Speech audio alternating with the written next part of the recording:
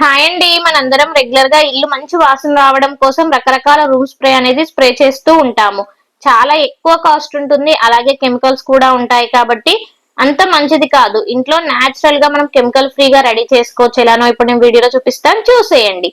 ఒక బౌల్లోకి కొంచెం వాటర్ వేసుకొని వేడి చేసుకున్నాక ఇందులోకి గులాబీ రెక్కలు వేసుకొని స్టవ్ సిమ్ లో పెట్టుకొని మంచిగా మరిగించుకోవాలి. మనం తీసుకున్న వాటర్ క్వాంటిటీ సగం అయ్యేంత వరకు మరిగించుకోవాలి.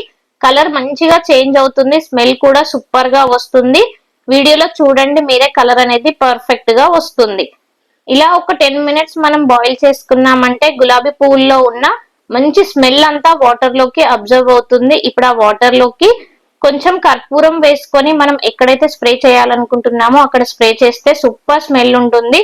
వాష్ బేసిన్స్ దగ్గర, విండోస్ దగ్గర, వాష్రూమ్స్ లో ఎక్కడ యూజ్ చేసినా కూడా 2-3 డేస్ స్మెల్ మంచిగా ఉంటుంది. వీడియో నచ్చితే ట్రై చేయండి, సబ్స్క్రైబ్ చేయండి.